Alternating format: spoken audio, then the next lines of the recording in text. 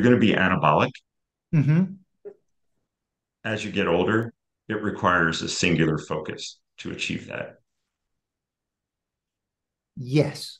And that actually right? that is what I would like to talk about, right? Got it. Yeah. As we're getting So, older, how to become anabolic. Yeah.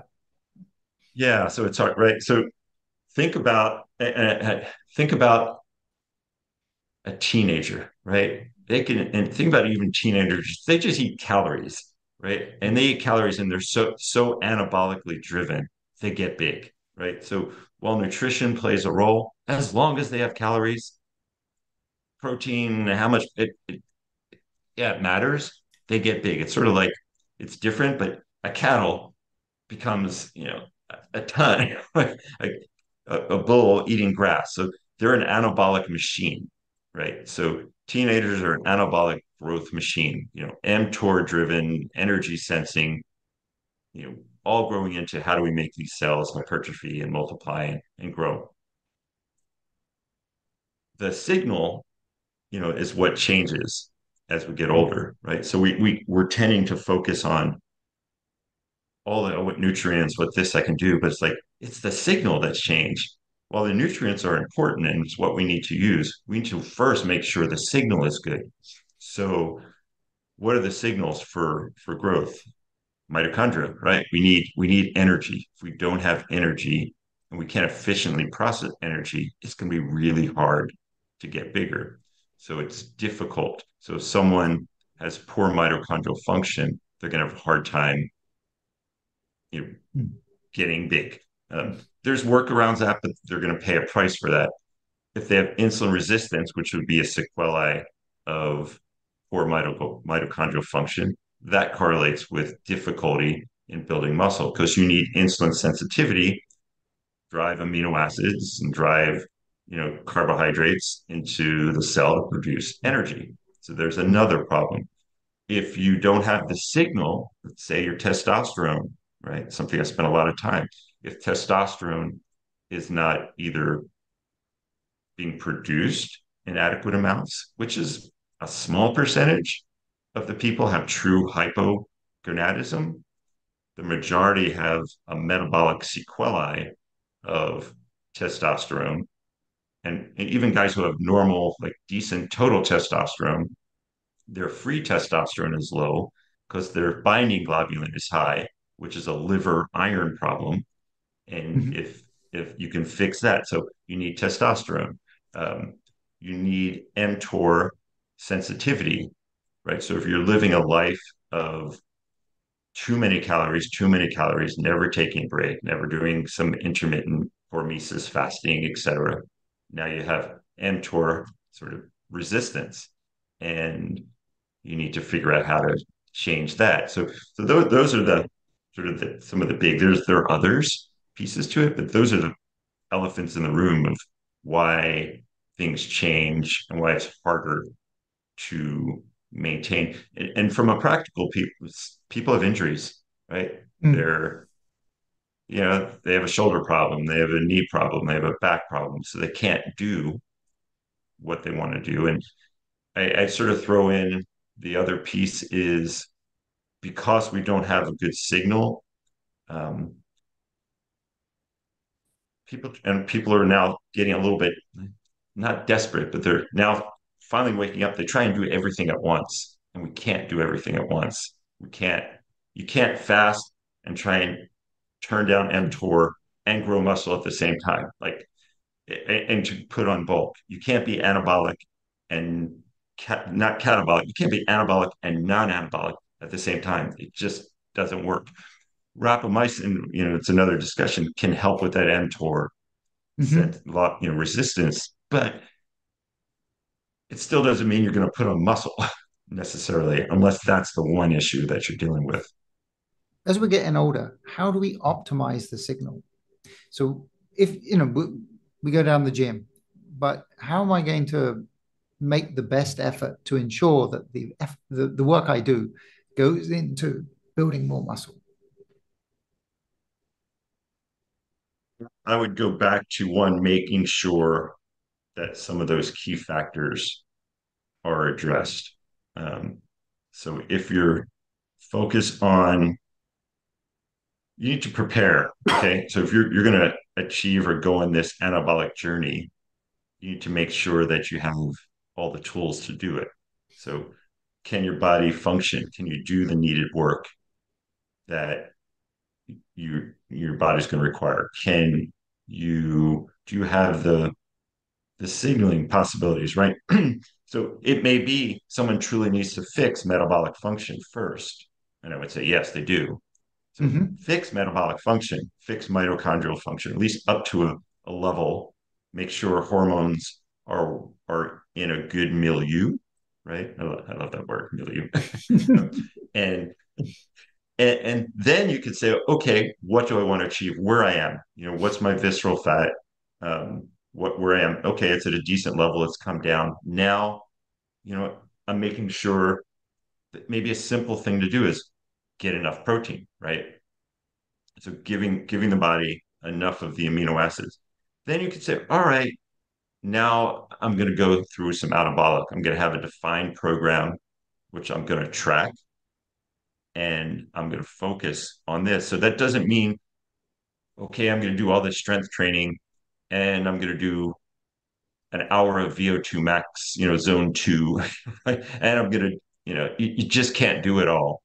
One, we don't have time. Two, that's not how we want to live our life. And three, you can't do it all. So if you're in an anabolic phase, focus on strength, recovery, and walk, right? Do walk and, maybe once a week, do what you do at 4x4 or Hmm.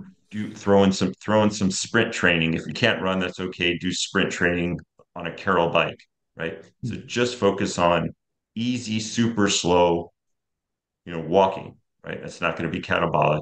Some anabolic um, physical activity, a high intensity once a week, and then function on strength. But here's the key: as we get older, we don't recover as quickly, right? Hmm. So, um, how can we work that? Like, I remember my son is like 29. He works out twice a day, 6 days a week, and it's like you need to like not do this. And he goes, "Oh, I'm good." It's like, okay, you'll have a window. I'll help you, but like your window will close, so that's fine. He gets it per se, but he'll change things up. But what's the amount? So it's you want to push yourself, but then once you hit a level, I mean, especially if you're doing stuff for physical longevity, maybe you only need upper body once a week. Maybe just need legs once a week. Heck, I'll throw back to Martinique. I was away for a week. I didn't do legs at all for 8 days. I came back because I've been doing some hiking and one leg rock climbing. I had a really good leg workout. It's like, whoa, that's cool, right? I actually got better without doing anything after 8 days. It's like, wow, that's like a cat, right? So Yeah. how nice is that, right? If your body is maintaining muscle without having to force it to do it. So the other piece is that overtraining, you need to, it's not the action of the the physical movement, it's the recovery where we grow. So Mm. it's sleep, and that's like the executives, they don't sleep. It's like 4 hours a night. It's like how are you going to recover? How are you going to get stronger? It's like so it's the piece that we don't pay attention to is the protein getting enough, and it's a debatable. We can talk about that in a little bit, I suppose. But those are the pieces. The the thing that is very helpful that I use is blood flow restriction bands Hmm. and Katsu, Kaatsu. And Joe Mercola talks a lot about them as well. He's a big fan. But Katsu, they've done good studies with sarcopenia. Katsu bands are um, air-driven sort of bladders that look like small blood pressure cuffs, and they're linked to a small pump, and they pump up to 350 to 450 psi on a gradual up and down, and it causes this flexibility in the veins, and you get a restriction. So you actually wind up not clearing blood, and the acid buildup causes a mild irritation. your body thinks though that it worked out a lot harder, right? So the body normally says, I had to go to real failure to achieve that signal. So that signal creates a growth hormone response in the same way that you would if you had used a lot more weight, which maybe you can't do or would have caused injury. So the Katsu's bands, instead of pushing heavier weight to get the same effect, and the other key to it is when you push heavier weight, you actually tear muscle fibers, Hmm. right? And it's that repair the muscle fibers that require time to recover. But with the Katsu, you're simulating that injury causes the hormonal response. You get the anabolic response without tearing the tissues. So you can actually do it more frequently. And the other benefit is instead of having to go to 80% max, you can actually burn out with more reps at 30% and 30 to 40%. So it's a really cool workaround. And it's like I don't like working out without them. And you can do some variations, but that's a real nice way to get more out of what you need to do. And you could travel with those and get actually a decent workout with like a TRX band or even body weight, because now the body weight workouts become more efficient and more purposeful for the body, if that makes sense. Mm. Yes, I'll Yeah, definitely that's have that's to a look into that's a that. super tool. Hmm. Yeah, Interesting. So yes, yeah, I did want to talk about protein, actually. So protein, yeah, protein. So a protein. Oh couple my of god, things. One is just overall how much, and essential amino acids. Do they add value, got it. and in what way? Yeah. So in the longevity space, right? So if we go to the bodybuilding space and go to practitioners who function on muscle centric medicine and physicians and coaches that function on um, maintaining functionality. It's all about protein, right? It's protein as a satiety signal. It's protein as a metabolic trigger, right? Because we don't use protein really to create energy. We only use protein in a gluconeogenesis if we're in a catabolic mode. So it's a way down. It's not part of the Krebs cycle. It's not part of the TCA cycle. So protein is the foundation which we're built.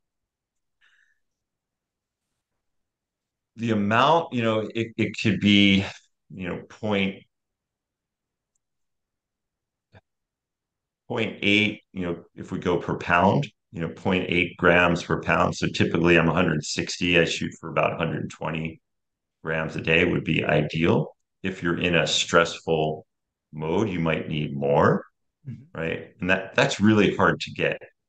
The corollary is the longevity space, who says, "Oh, you need to go super low because there's some studies in rats," and you just get into this big debate on what's right. And my feeling is two on that. One is we're all different, and I always go back to, you know what? If you have good muscle mass, if you have low visceral fat, and your mitochondrial function is strong, you have good hormonal levels, and if you can do that on zero protein or 40 grams of protein a day, and I don't see any markers of deficiency, albeit, Godspeed to someone who's doing that. It's really, really hard to do that. And I've seen very few people do that. Is it possible? Perhaps. Um, the other, the other piece is we're all different, so our needs are different. So I try not to say there's a global, this is what the study showed. It's like when you see a study, it's like it's an indication. It's Mhm. something that we should put into our tool belt because for every study, there is a study that says something else, right? And if there's a study like just like this week, one of the goals, especially in bodybuilding and muscling, it's like you know how many different theories and changes and sets and recoveries.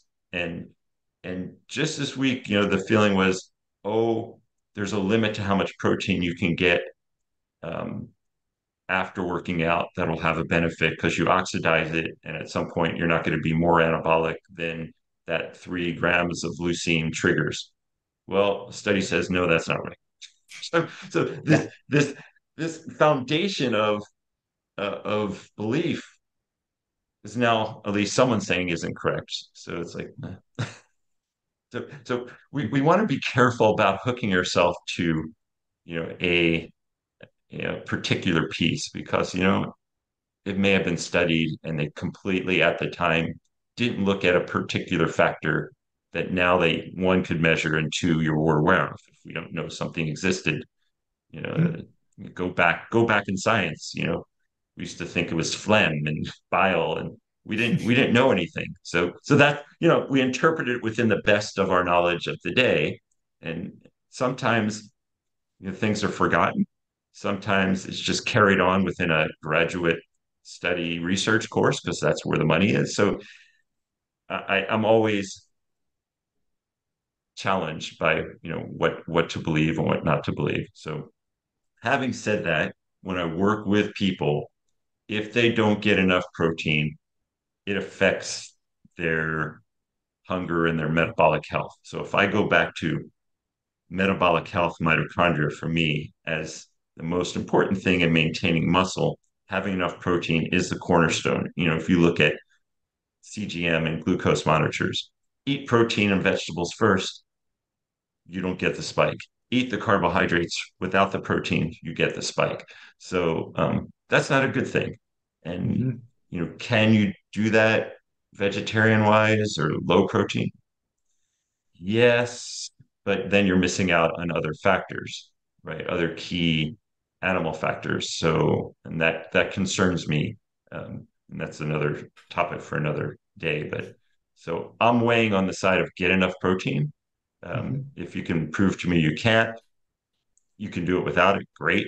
Um, but it's a lot easier with the protein to get it done. And theoretically, the methionine argument, and I don't is it going to give you a few more years? I don't know. Right? Because the rats live a little longer. That's not an ultimate answer. I think if you're doing everything right as a global, we'll be fine. And if we can't figure out how to go longer than that in the next 10, 20 years, then it really doesn't matter to Mhm. live functionally strong. Right. So, Okay. yeah. Um, So, amino acids, essential amino yeah. acids.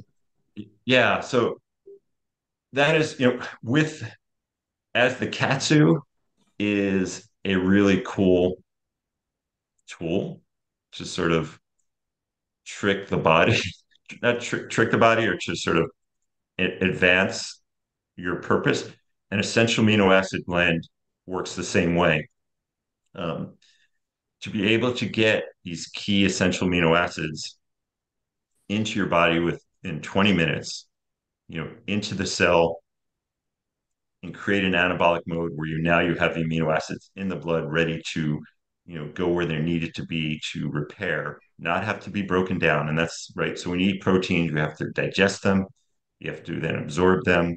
Maybe your digestion's off, maybe the timing is off, maybe the protein you ate isn't completely full, so you have to wait for some other amino acids that come in later to rebuild. So it's a slower process. But if you Mhm. want quick ability, and then there's the calories and fats and everything that go with that. So an essential amino acid blend that provides those key nutrients can get in quick and give you an equivalent of 4 times the amount of dietary protein. So 10 grams of an essential amino acid blend that's properly formulated, based on studies that actually looked at this, is equivalent to about 40 grams of protein with virtually no calories that you can drink in 4 ounces in 15 seconds, right? So to me, I have essentially, it's one of the cornerstone products that we eventually worked with was I work out, I have my amino acid blend, and I'm done. And now I've gotten 40 grams of protein to cover me. And, later afternoon, I'll do the same thing. And it makes it a lot easier to get, if I have a protein drink blender in the morning, again, easier. I use a collagen hydro beef base. So it Hmm. gives glycine. That's one of the key, and you've talked about the importance of glycine and proline. So to be able to get glycine Hmm. along with an amino acid spectrum, so now you've had an easy way to do it, and you have your amino acids. Now you're up to like 70. I'm up to 70 grams of protein. So now I have two meals. I Hmm. have dinner and 25 to 30 grams, 25 grams of protein each, and I hit 120. I'm close enough, right? Could I push it higher? I could, but it's like, all right, I'm not, for me right now, I'm not overly focused on growth. I'm holding, I think I'm good enough and I want to maintain. But if I wanted to go into an anabolic cycle, if I said, when I've done this in the past, if you wanted to say, okay, I want to focus on growth, then you also need to go to more calories. And, that was the work, can you do it all in protein and ketosis? No, like look at bodybuilders. They know that they cut out carbohydrates and fat when they want to cut, right? When they want to grow, it's proteins and carbohydrates because you need to drive insulin Hmm. up. The beauty is if you're good, like if your mTOR is sensitive and you're insulin sensitive and you're eating carbohydrates, especially after doing heavy workouts, and you only do it for 3 or 4 weeks, you're not becoming insulin resistant, right? So, are you, you know, then you're weighing, okay, you have to balance between, am I pushing anabolic nature too much in a month? No. So you can put on muscle, put on fat, and then you go into a cut phase, lose a little muscle, lose a little bit more fat, and then do it again. So if people really want to gain muscle, cycle, right? Cycle a month on, a month off, a month. You can even do 2 weeks on, 2 weeks off as well. And it's something that philosophy I'm sort of building into an mTOR cycle as well. You can, depending on how complicated or how focused people want to do, but that's the way we should think of things because it's never all off and all on. Both ways are going to get you into trouble. All off gets you Roy Wolford, Hmm. in the biosphere, right? All on gets you to be most Americans, right? So that doesn't work either, right? That doesn't work either. So balancing it based on your own needs. Excellent. Yeah, I think I need to do that. A couple other tricks like for muscle sprinting, right? So it's the sprinter Hmm. versus the long distance runner. It's that classic picture of the Right. muscular sprinter and the emaciated long distance runner. So obviously those are, I wouldn't say parodies, but those are extremes. But Mm. it does give you a sense of hard, fast movement versus, zone 3, 4 long endurance, and that's catabolic versus anabolic. Right. So that's important. Supplements, anything that can produce energy. I mean, I think we tend to get focused and partly marketing, right? Hmm. What we can sell to people. And I think it's what we can sell to people versus people looking for an easy solution and an easy answer. Mm. Like, oh, this could make me work. So creatine certainly been very well studied. Um, Creatine helps energy production, and anything that is going to help energy production is going to help you have a better workout or a stronger workout. If you can have a stronger workout, you're going to have more challenge to the tissues, more signaling to the milieu, and you're going to have a better response and you might have better recovery. Honestly, if you're that stuck, if you truly want to get a response, so throw some creatine in. There's no Hmm. harm in it. It has some benefits to the mitochondria. Use deprin, select use I'm sorry, enclomiphene. If someone were to truly, if we were concerned, right? So if we truly, if people are taking rapamycin and they want to do that, then, and if you truly having an anabolic signaling issue, when you're signaling off push testosterone up for 3 weeks. Use HCG or enclomiphene or use follistatin. Like if you're going to do something and you truly want to do it and you're already doing rapamycin, you've already sort of opened that can, you might as well use its its partner in anabolic, and that's going to give you that extra push.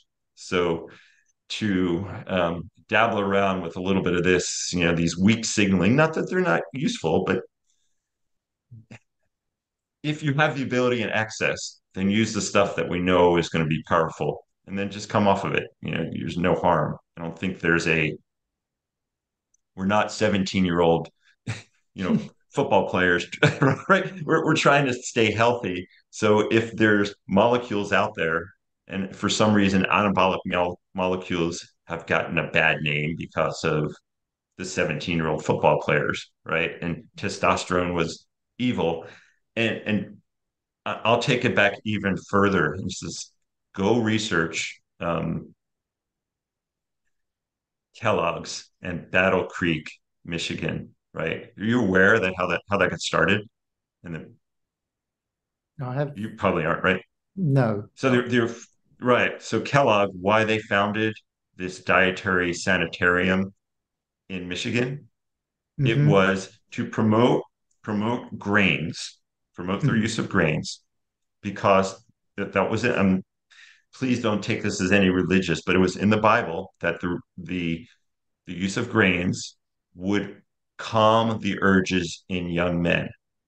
So it was all about reducing testosterone and sexual urges in young men. And they were very devout in their biblical studies. And that was what they felt was important.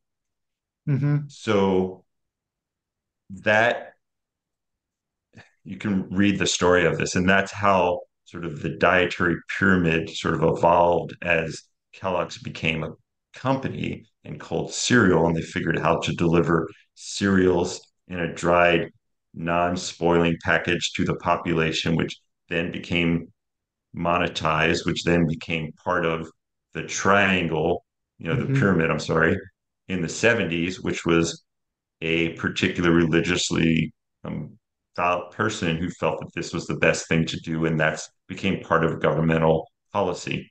Um, but Mm-hmm. testosterone, the same thing, was part of more of a religious piece on too much testosterone, too much anabolic growth, and someone died, as a youth. Not saying that you should take testosterone, but it became this bad thing. I'm fully aware because I was in testosterone field. And it took us till 2005 to say, wait, testosterone not bad, like testosterone good. It's still a control. So it's a controlled substance. It's Mm-hmm. it's on the same level of control as opioids and narcotics. That's crazy. It's it's because it's a political issue. So if we're going to use something, you want to push testosterone, not replace it. I'm not a big replacement fan because you're suppressing natural production. Use it, but use it in with someone of knowledge, Mm-hmm. and and pulse it, and then come off of it, because that's the goal to Right. have growth.